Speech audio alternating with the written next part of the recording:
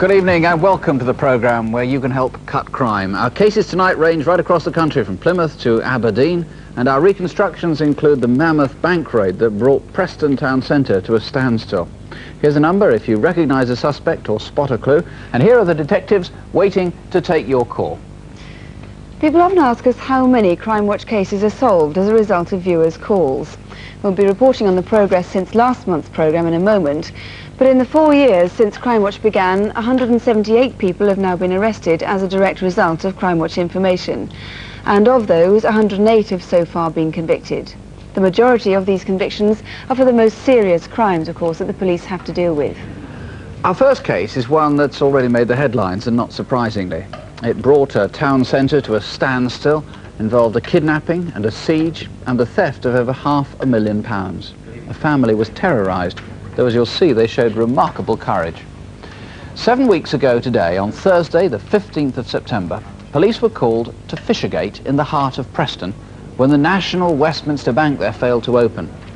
They knew that the staff were in there, and when they found that they couldn't communicate with them, they brought in marksmen.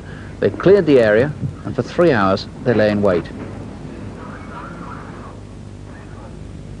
But the robbers had already fled. Our reconstruction begins the evening before the raid as the bank manager, Roger Ball, left work. He noticed that though it was a staff car park, someone had left a red Ford Escort van beside his car. Oh, no.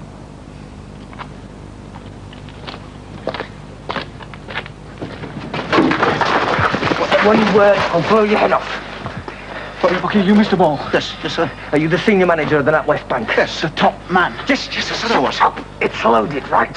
Over to the van. On! Come on.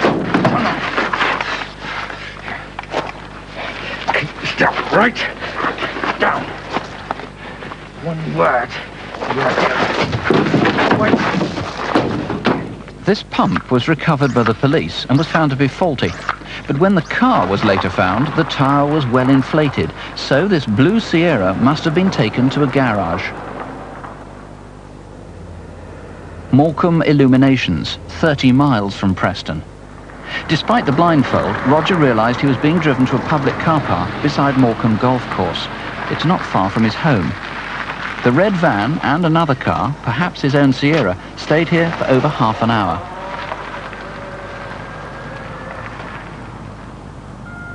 By now, his family would expect him to be home. Haven't you had enough? Dad's late. I'm glad we didn't have to wait for him to come home before we had our tea. Yes, he is late. Right, stand up. Okay, over to the left. Now you're getting in the passenger seat of your car. Come on. Come on, sit down in the front seat. Mind your head. In you go. And the legs. Here you go.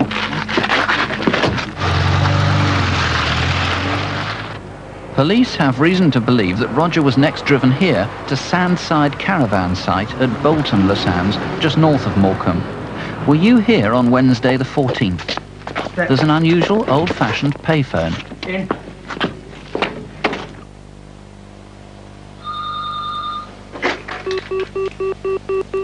Hello? Mrs. Ball? Yes? Jean? It's me. Roger. Now, don't panic, love. Stay calm. Now, don't ring the police. Just listen to me. What's going on? Do exactly as I say. Jean was told to open the door to the patio. Yes. Vanessa, darling. It's Daddy.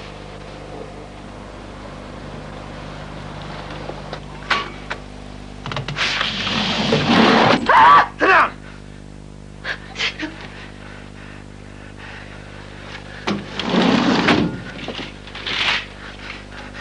Just do as you're told and you won't get hurt, all right? I'm gonna stay nice and calm till your husband gets home.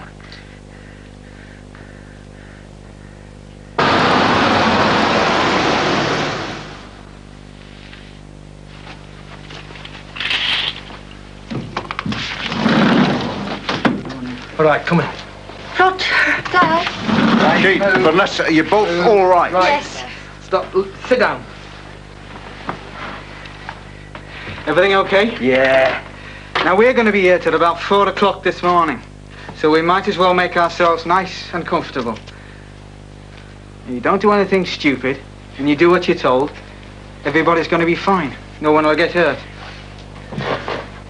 I don't suppose the chance of a cup of tea is, Mrs. Ball? And now tonight's main news again. Hurricane Gilbert with 200-mile-an-hour winds has hit Mexico and is heading for Texas. Leaving us well alone. That's the line. I had a poor upbringing, but I didn't resort to crime. Mom? Well, it's absolutely true. Why should you have easy money just because you think you have the right to do that? You're underprivileged and all that. It's ridiculous. Absolutely ridiculous. One of the intruders stole both Roger's and Jean's cash cards, and from bank records it's known he took them to this dispenser on the front at Morecambe. It was 10 o'clock. Might you have seen him?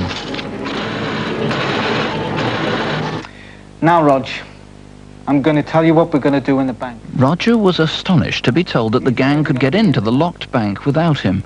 But they needed his help to persuade his colleagues to open up the vault. If he didn't cooperate, his wife and daughter would be killed. What happened next, they all found terrifying. All right.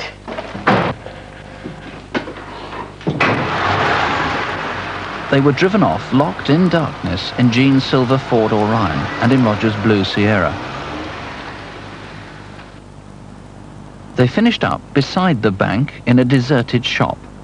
Jean and Vanessa, blindfolded, had no idea where they were. Roger guessed roughly where he was, but he didn't know his wife and daughter were in the room below him.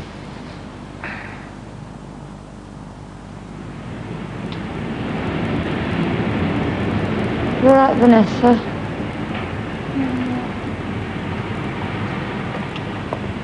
Roger had been instructed to go to work, to round up all his staff and tell them to cooperate. Now, there's nothing you can do about it. No alarms, nothing. They've got Jean and Vanessa. There's a robber already in the bank, and there's one outside.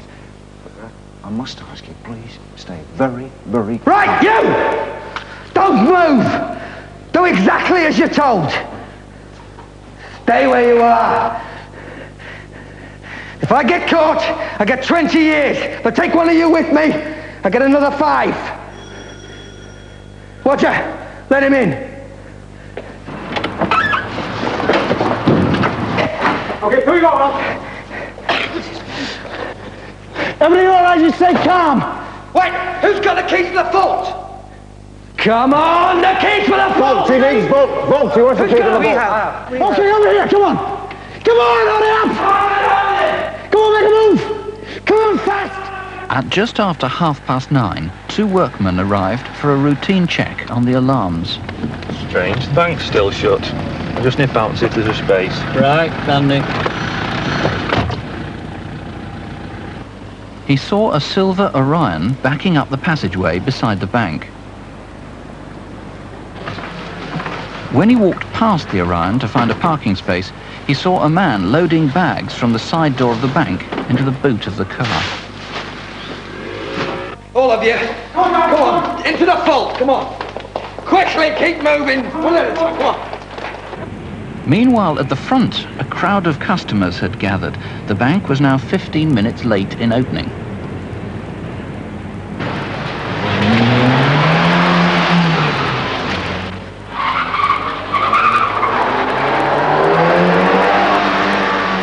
This is Garden Street. All right, come on. This woman almost certainly heard the robbers exchanging cars.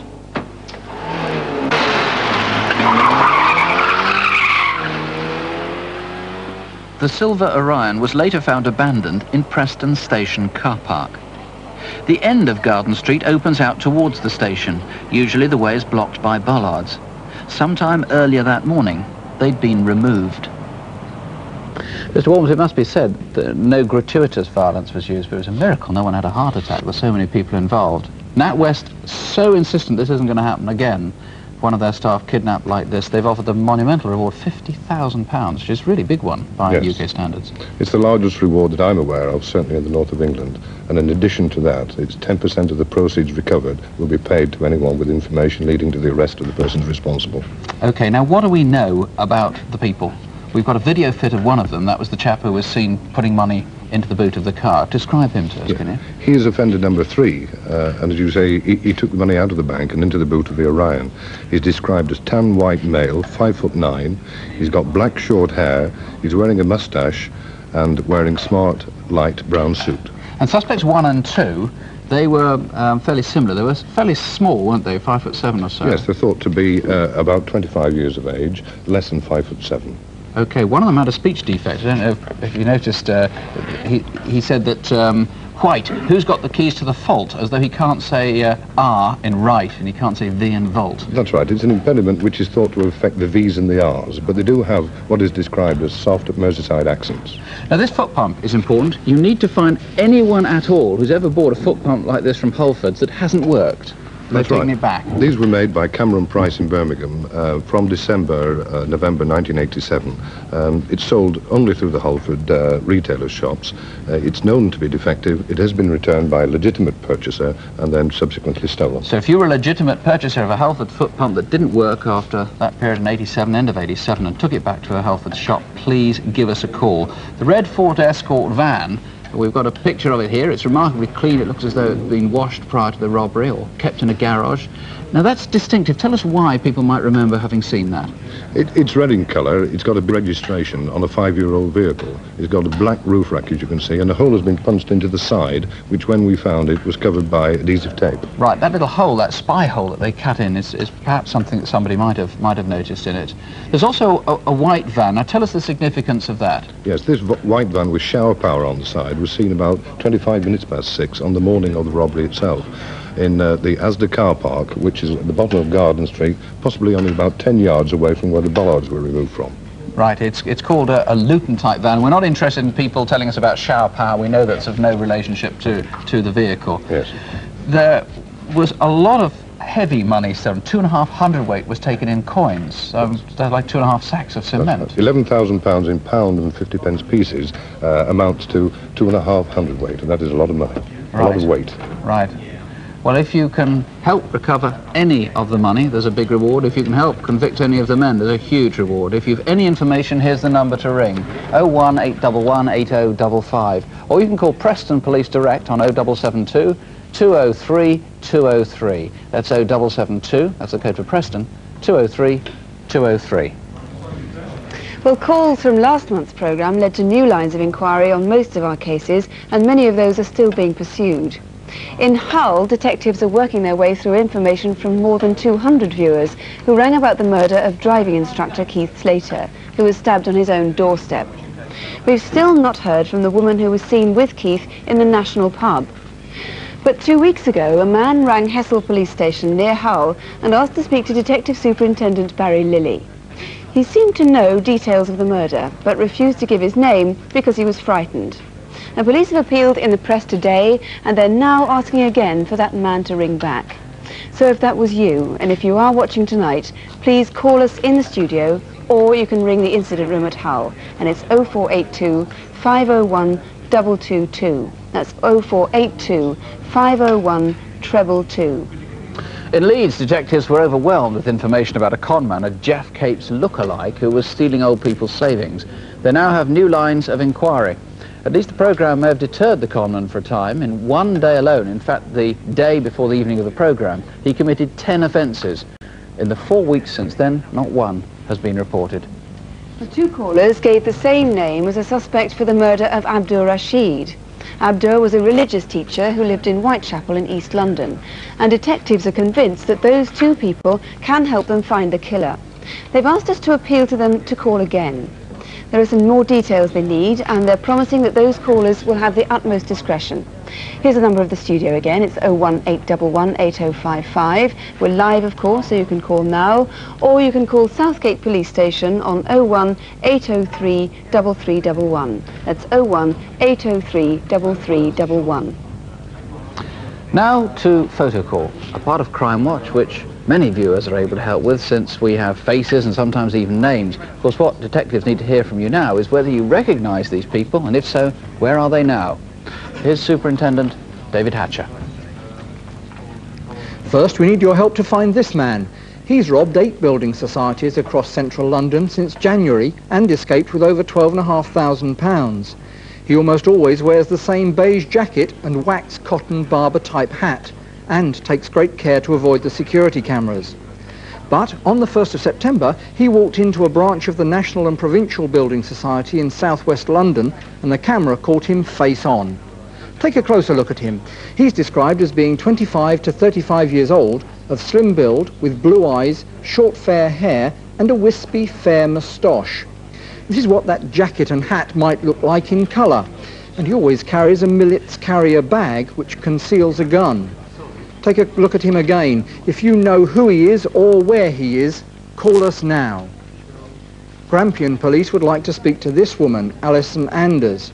She may have information about an attempted fraud at an Aberdeen-based oil company. The fraud involved an attempt to divert a cheque for over £23 million into a bank account abroad. Alison Anders has now left her flat in Claremont Street, Aberdeen, and her job. She's 30, 5 foot 4 inches tall, well built with short dark hair, and is usually tanned. She's from Kent and has an English accent. If you've seen her, call us now. Next, do you recognise these 2 men? In September, they went into a plant hire shop in Biggleswade, Bedfordshire.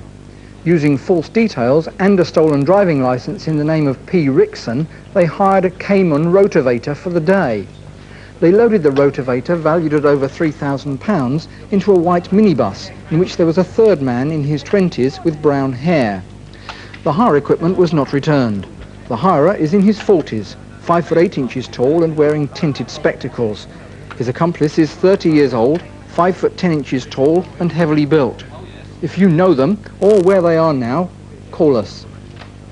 Finally, colleagues in Kent and Essex would like to speak to this man, Leslie Marcus Baptiste. We believe he may have important information about the theft of 3 cheques from the New Inn Hotel in Dagenham, Essex. Newham Borough Council sent cheques totalling over £33,000 to the hotel to cover the cost of housing homeless people.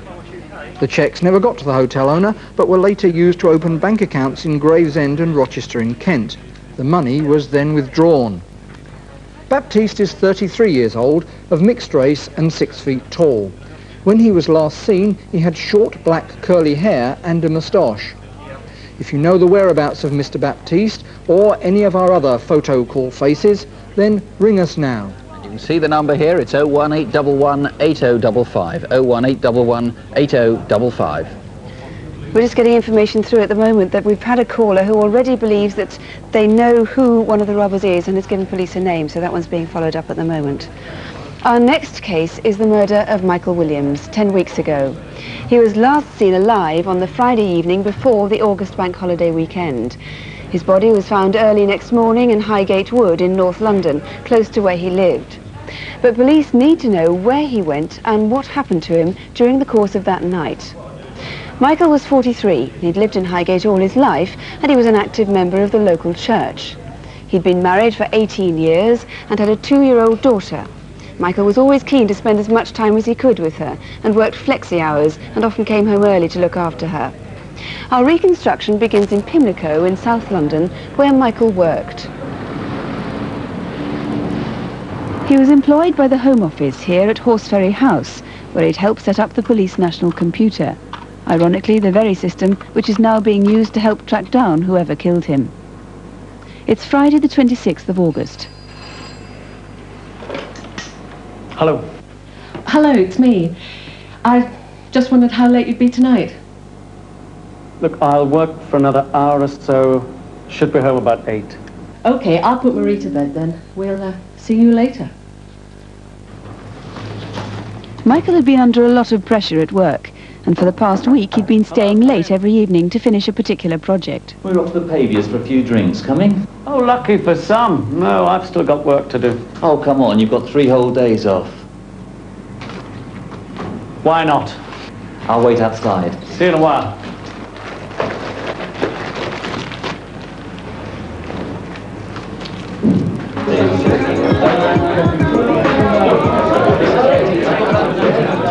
So instead of going straight home that night, he came here to the Paviour's Arms in Pimlico. Let's do a bit of music. Do a bit in the garden. Yeah. Would you like another drink?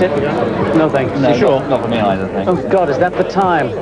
No, I said I'd be home at 8-ish. Yeah, it's about time to go. So you going on the tube? Yep. Yeah, I'll come. You coming? Bye, all. See you next week. Bye. Yeah, you too. Bye.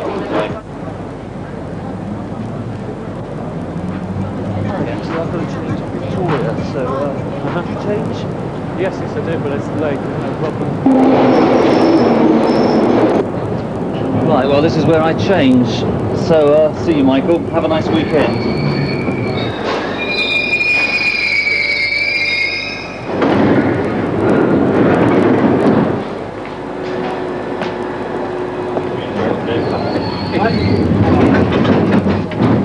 That was the last time anyone he knew saw him alive.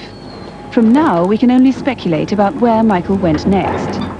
If he'd taken his usual journey home, he'd have continued on the Victoria line as far as Warren Street or Euston, where he would have changed onto the Northern line.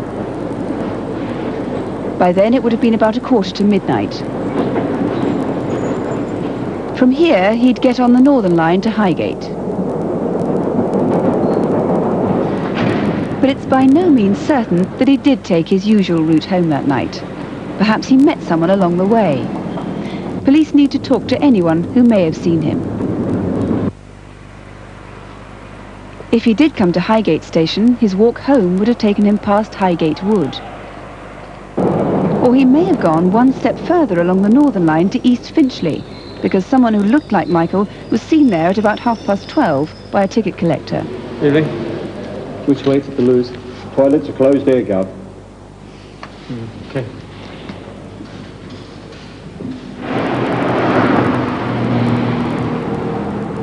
If that was Michael, where did he go next? Was he planning to walk home from here?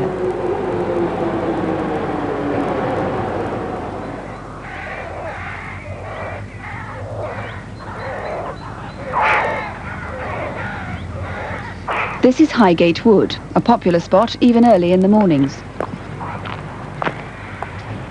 Well, let's go home. It's the next day, Saturday morning. At about 8:20, a woman walking her dog saw something lying by the path leading to the wood. It was Michael Williams' body. He'd been killed by a single blow to the throat.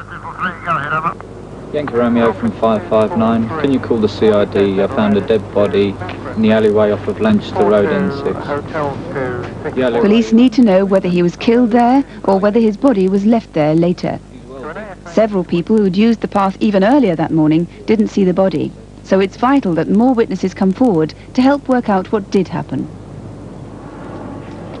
At 6 o'clock that morning, this man was walking his dog near the woods past the spot where Michael's body was found. He saw nothing there, but then just round the corner, something odd happened. My dog's usually quiet, and she saw this man standing over there, ran at him and barked at him hysterically.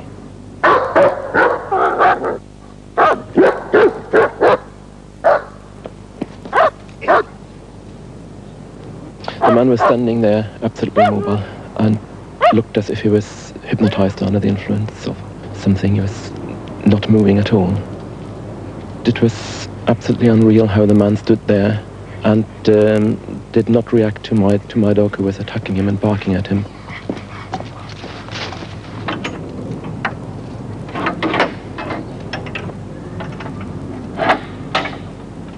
Three-quarters of an hour later, as the gates to the wood were being unlocked for the day, the strange man had gone. And just 5 minutes after that, there was still nothing seen by the path. So police believe it must have been between 7 o'clock and 7:40 that his body was put there. It may have been dumped from a car. And there's a postscript. This is the New Arjun Tandoori restaurant in Fry and Barnet Road in Southgate. The day after Michael's body was found, someone came into the restaurant and paid by credit card.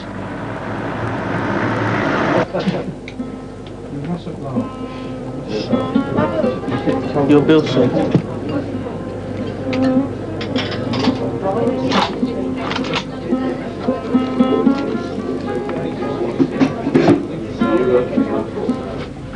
Well, that card, of course, belonged to Michael Williams. Peter Wilton, Michael had been robbed of all the property he had on him. Was robbery the motive, do you think? That certainly was one motive, but this case has homosexual connotations. He was a bisexual. It may well be that he met somebody and left somebody before he got attacked. I would like that person to come forward, or any person that was attacked in the locality that hasn't reported it before. Will they please come forward? What description do you have of that strange man seen standing at 6 o'clock in the morning in Highgate Wood in some kind of trance? Yes, he's never been identified. He's 6 foot tall, white man, slim build, blondish brown hair, with a beard of the same colouring. Complete mystery, that. Whoever murdered Michael, was he a karate expert? Could well be. We've spoken to several karate experts, and they say it would take several years of experience to deliver a blow such as that, because there was a lot of force used to Michael Williams' throat. So a clue might lie there. Yes.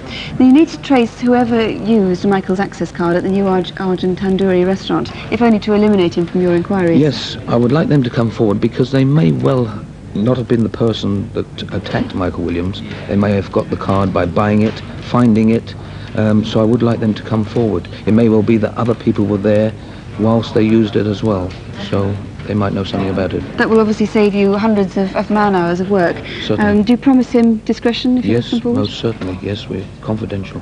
Right. Now the main hope must be to trace some of Michael's property, all in a black and white carrier bag with ID on it. That's right. If we just run through the property very quickly, there was a radio pager Yes. called a Voda page. Yes. That may have been discarded somewhere, so that I could would be an think so. important clue if anybody finds that. There was a computer manual. Yes, his own. There was his Home Office pass. That's right. And also a signet ring with his initials on. We don't have that, of course. And a distinctive Rolex watch. Could you tell me about that? Yes, it was made for him about 17 years ago, and the peculiar thing about it is that there were clasps around the face of the watch, holding the face of the watch, so it is quite distinctive. Right, so we're looking for all those items of property. If you were in Highgate Woods early that Saturday morning, please call us, even if you don't actually think you saw anything of interest. And if there's anything you can add to what police know of where Michael was that Friday night, Saturday morning, again, please call. The number here in the studio, as always, is 01811 8055, or ring the incident room direct, and that is 01803 3311. It's 01803 3311. We've had a large volume of calls already this evening, with some very promising calls coming in. On the Preston robbery, a number of callers have rung in to suggest named persons, and leads like that are being followed up at the moment. Police are out checking on individuals, in fact, right now. From photo call, a number of, again, very promising leads. The barber hat robber, remember the chap who wore that particularly odd piece of, or distinctive piece of headgear. Police have been given a strong lead there. They don't want to say more at the moment. On the plant hire fraudsters, police are checking out a named person at the moment. And on Leslie Baptiste, police are checking out an address which has been named by 2 callers. More news now of progress on previous cases.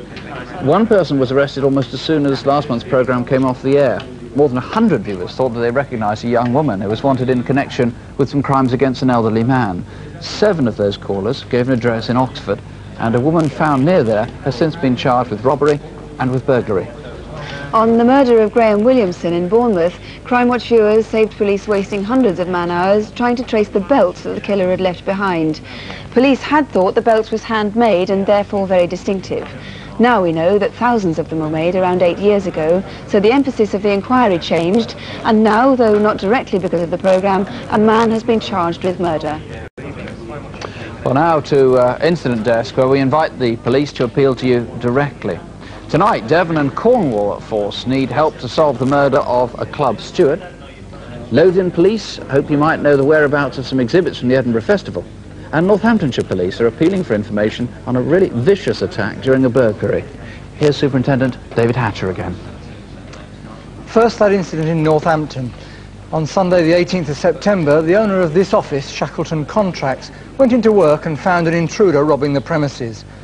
A struggle followed in which the owner was attacked with this small hand axe, badly injuring his arm. The man then fled, leaving behind a number of items, including the axe. It has been owned by British Rail and has BR stamped on it. It has a blue head, this orange shank and black rubber handle. Now the man's of mixed race, 20 to 25 years old, 5 foot 8 inches tall, with a full square face and black curly hair. He was wearing a blue anorak with grey on the shoulders, and he had dark trousers and green gloves. In the struggle, the victim knocked the man's glasses off. We have them here, and they show that he's short-sighted. This is what it would have looked like with them on. He also left behind this holdall with CB Sports on it and red piping round the edges, and also this sharp personal stereo. If you know someone who used to own these items but who's lost them recently, please get in touch. At 9:30 p.m. on Tuesday the 25th of October, just over a week ago, the body of a 16-year-old Vietnamese boy, Ho A Long, was found floating in the River Thames near the South Bank. He'd been strangled. He was last seen alive at 10 p.m. the previous evening, leaving his home in North Peckham, London.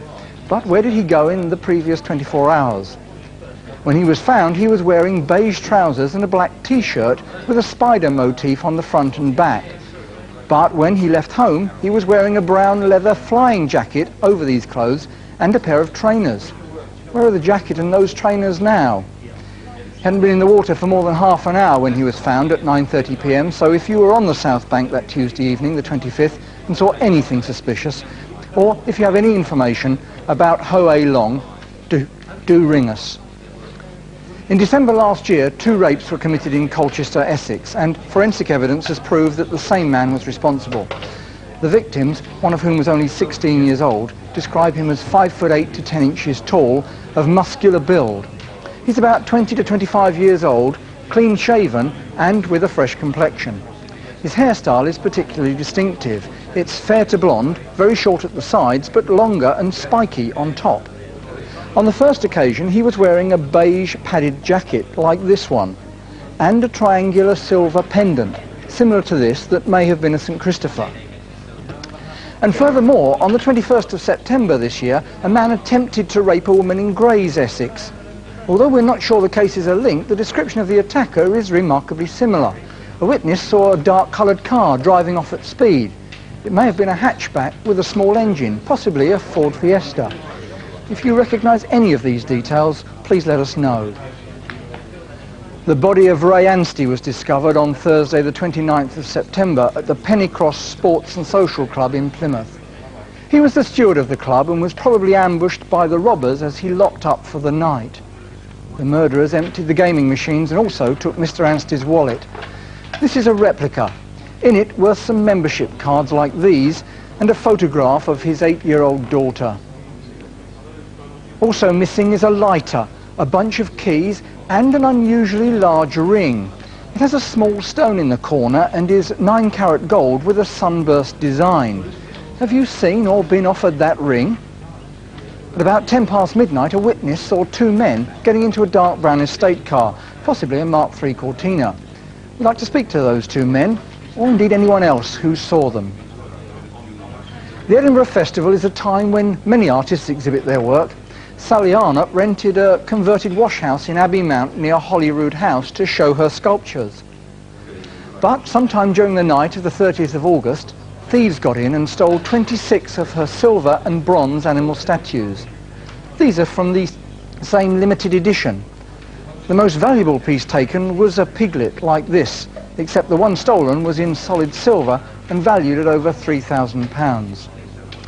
A silver version of this Rascasse fish was taken as well. That's worth £1,000. All the statues were mounted on white marble bases, numbered and signed Sally Arnott. Now, Edinburgh Police don't think that they'll have been melted down, as their scrap value would be very little. They might well turn up in shops or collectors' markets. Perhaps you've seen them. If so, we'd like to hear from you. A reminder once again of the number, it's 01 811 8055. That's 01 811 8055. This is top quality leather. In fact, it feels like silk. It's made from skins like these, and the markings that you'll find on skins like this show that they come from a place called Gomshall Tanneries. Over the past 2 years, the firm has been subjected to a series of burglaries and to a robbery in which staff were threatened with a shotgun. We've reconstructed the latest of these raids. It took place about a month ago, and maybe you can help. Incidentally, the company have asked us to point out that they've now changed their security procedures. The film begins at Newlands Corner, which is just off the A25 in Surrey. Walkers and picnickers are attracted to the rolling countryside that surrounds the Guildford to Dorking road. Gomshall is on the main road. It's mentioned in the Domesday Book. It's a picture postcard village where strangers are easily noticed. There's been a tannery here for over 500 years. During the Victorian period, Gomshall Tannery thrived, and gradually the company developed a worldwide reputation for high-quality sheepskin leather. But now the company has been taken over, and production has been transferred to other parts of the country. It's Friday the 2nd of September. On her way to work, this woman noticed a white van parked in Coal Kitchen Lane opposite the tannery gates. At lunchtime, two men entered the post office down the road and bought some sandwiches. Hello. You won't get a sunburn today, will you? You won't get a suntan all week here.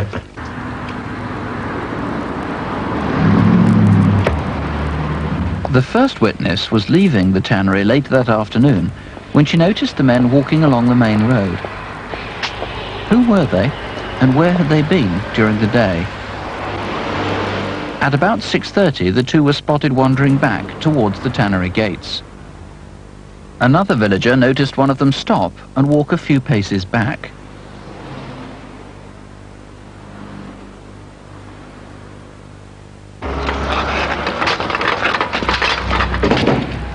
It was a few minutes later that two men broke into the tannery.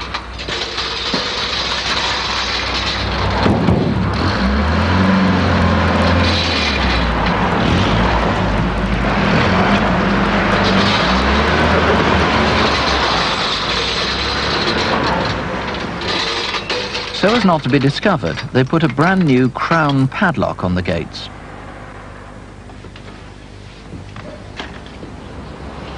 The box van was spotted being driven in. It may have had a red logo on the front above the cab.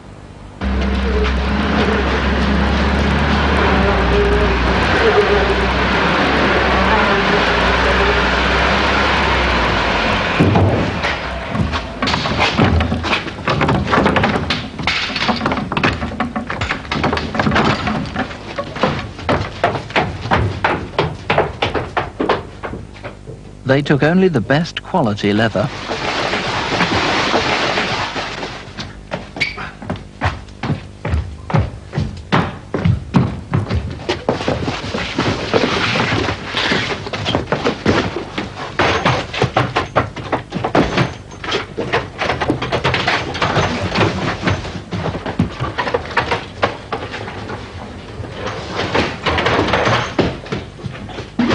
One box was later found like this.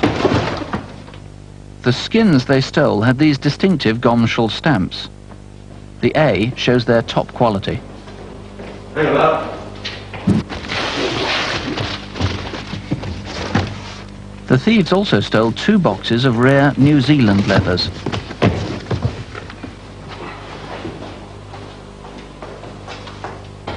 They probably left at about 8:30. Just before the security guards made their regular check.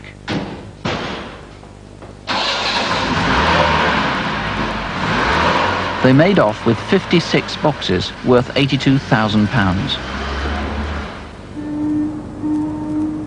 There's a strong possibility that the Gomshall break-in may be linked to 3 earlier raids in southeast London. They all took place at this warehouse in Rotherhithe. It was also owned by Gomshall Tanneries. In 1986, 2 men tricked their way in. Can I help you? Sorry to bother you, Chief. Yeah, we're from the security company. Just come to do a routine check. Is that all right? All right. Just through there. Terrific. Won't keep you long. Thanks a lot.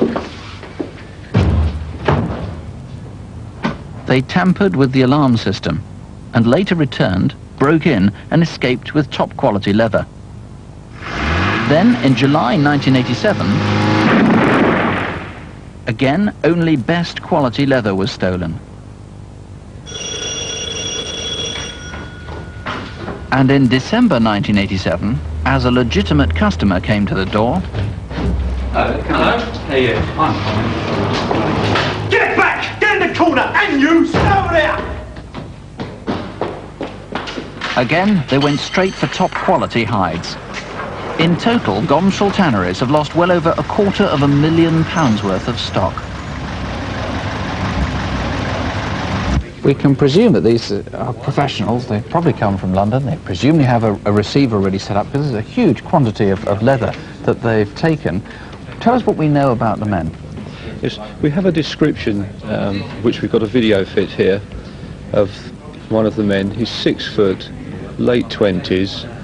His hair is dark brown and it's greying at the front. Now the witness states that is more natural than streaked by a hairdresser. And the second male is also late 20s, but of a more muscular build with a moustache. Okay, both wore tracksuit trousers and trainers in the Gomshall raid, though they probably discarded those. Where did the van come from? What do we know about it? We know that it is a Luton-bodied van, and we know that there is a red logo on the front over the cab, and also a red logo on the back door there. So obviously we'd like to know who may have hired that van, or if anyone lent it to anybody over that particular weekend. Leather experts will recognise this as very high quality leather. These markings on here, of course, again they will have seen, although it's quite easy to rub this off to get rid of it, but obviously any leather merchants who've got high quality leather like this might like to call us, because there's a substantial reward. Yes, there is a reward of 10% for any information in this matter. And some of these skins are very distinctive. Very quickly, just explain what this is, for example. This is called contour napper, and it is solely manufactured by the Gomshall tannery. And it's very distinctive. Okay, well here's the number if you can help, 018118055, 018118055, or you can call Guildford Police, 0483 31111. That's 0483, the code for Guildford, 31111. And just to update you on some more of the calls we've been receiving here in the studio and at incident rooms around the country, on the theft of the plant hire, the Cayman rotavator, detectives are at this moment on their way apparently to the address of a man who's been named by a number of callers. And on the Preston raid, nearly 20 callers have called in, all offering names. All those names are being checked out now as we speak. The detectives in the incident room describe the phones as being red hot, it says here. The officer in charge is anxious for one person who seemed to know a great deal about the robbery to call back. So please do call back. One caller believes he or she recognised the video fit and has given us a name. So I gather there are some lines free now if you'd find them busier earlier, so do keep trying. We'll give you all the local relevant numbers in a moment, and they're all on CFAX if you have that, on page 186, or you can write to us on Crimewatch UK, BBC Television, London W12 8QT. More information coming in right now. If you want to see what is happening as a result of these calls, please join us for Crimewatch Update. That's at 11:45 tonight. There's a further update on Open Air tomorrow morning. If you can't be around for either of those, do bear in mind we've compressed several months of crime into the last 3/4 of an hour. Violence, I know we say it again and again, really is rarer than people seem to think. So don't have nightmares, do sleep well. Good night. Good night. Well.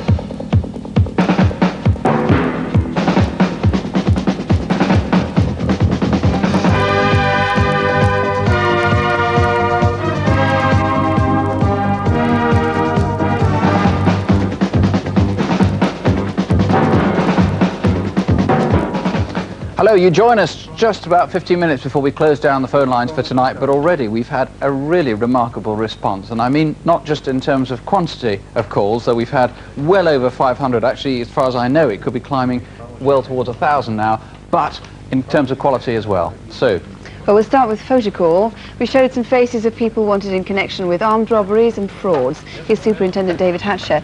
David, first of all, there was the Building Society robber with the barber hat and the beige jacket. Yes, he'd done 8 building societies and got away with £12,500. Well, we've had nearly 20 calls on him, Sue, including people giving the same name. In fact, 6 people have phoned up giving us the same name for him, and we've had requests to see him again.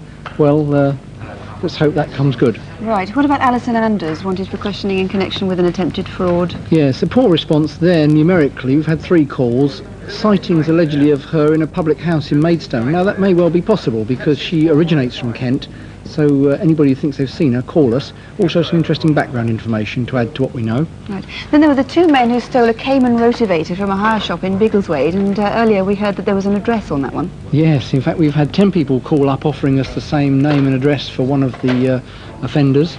That's the younger chap on the left, and we've now got a name and address for the second man there, the older man. Again, if you think you know who they are, still call us, because we'd like to know who the third man was in their getaway minibus. And Leslie Baptiste? Yes, request to see him again. Again, we've had a suggestion, and again in my home county of Kent, where he's allegedly a barman in a public house. Popular county yours tonight. David, thank you for the moment.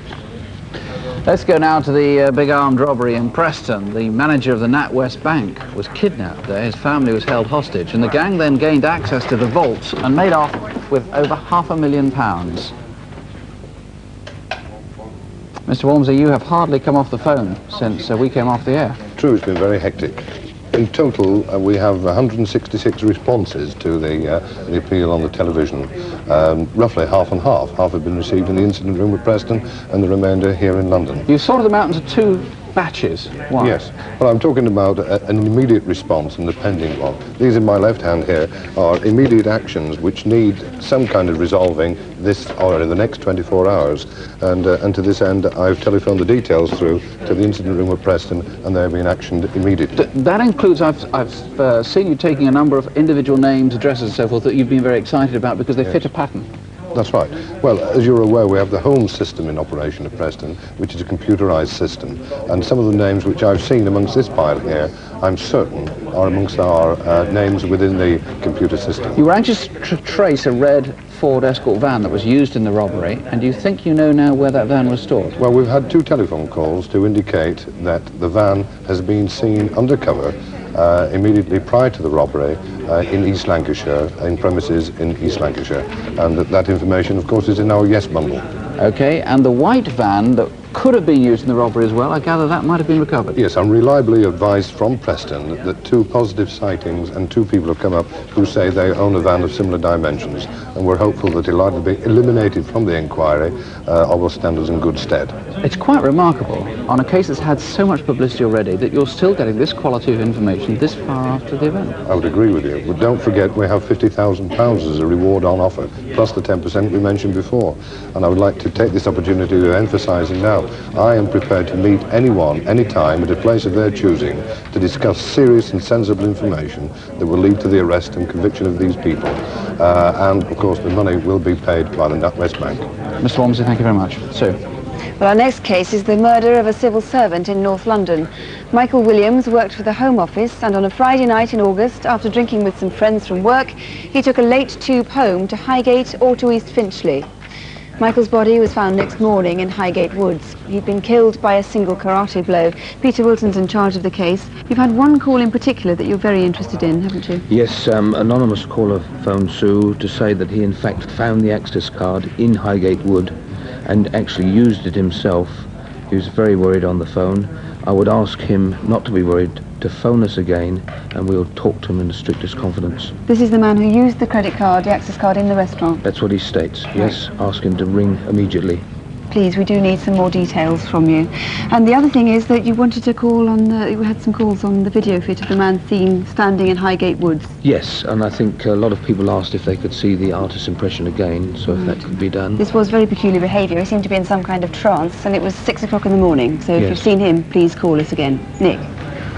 OK, let's now look at the raids on the Gomshall Tanner. Incidentally, before we do, let me just point out it's Mr. Dick's retirement in this case. He's retiring at the age of about 35, so we particularly hope we're going to solve that case. But the Gomshall raid, no less than 4 raids on the Gomshall Leather Company premises over a period of 2 years. In the latest, at the beginning of September, 2 men made off with over £80,000 worth of high-grade leather. Now, and all these raids have netted well over £250,000 worth. Mr. Hunt, I gather you've had an extraordinary amount of information, given how difficult it is to crack this one, since so many of these people, presumably, will have set these things up in advance with receivers. It's a very professional ring. We have had some good information, which we're very, very hopeful may lead to the recovery of a large amount of the stolen skins. We've had, for instance, we've also had 3 phone calls of people say that they know the offender depicted in the video fit, and we've also got a line of inquiry to follow up in relation to the van. So we're very, very happy. Better than you'd hoped? Indeed, we've had over 50 calls. Good, I'm delighted. Thanks very much indeed. Sue. Well, finally tonight, incident desk, and David Hatch has been taking the calls on that too. Now, first of all, the man who attacked the owner of a firm with an axe during a burglary. Yes, we showed you a photo fit of one of the men. We've got some information on who he might be. In fact, 3 people have called up about him, suggesting names. We've also got suggestions as to the origin of the stereo and the bag that we showed you with CB Sports on it. But what I want to re-emphasise is this axe, Sue. It's a British Rail axe, or an ex-British Rail axe, as we know. What we want to know is who's owned one like that and doesn't have it now. Right, please call us. We've had very few calls on that. And then there was the murder of a 16-year-old boy in London, Ho-A Long. Yes, 2 possible leads, Sue. One is from a woman who says a boy called her saying he knows who the killer is. We'd like that boy obviously to call here. He's told the woman he's frightened to call the police. Well, if you don't want to speak to us, please ring the studio here. There are BBC researchers who will take your call. It's imperative that you get in touch. And the second lead concerns a brawl at Charing Cross Station on the night that Ho-A Long went missing. If you were involved in a brawl at Charing Cross Station, then please call us, because we want to eliminate the people involved there, especially if Ho-A Long is not involved. Right. Now, the next case was the man who was wanted for 2 rapes in Colchester last December, and then there was a possible link with a rape in September in Grays in Essex. Yes, we showed an artist's impression in relation to this, compiled by the victims of the first 2 rapes. A number of possible identifications on who that might be, including 2 people who've called up suggesting a window cleaner. They've called separately, and that may well prove fruitful. A request, of course, to see the picture again, and let's hope that that brings some more information. I know we've also had some leads on the murder of Ray Anstey, the club steward in Plymouth, who was murdered. Yes, we were concerned about a ring and a lighter that went in that particular job. What we want to do as well is to find out what's happened to that ring since the crime. It's got a sunburst effect on it and a stone in the corner, so please call us on that one still. And finally, those lovely bronze animal sculptures stolen from the Edinburgh Festival. Any news on those? Yes, these were sculpted by Sally Arnott.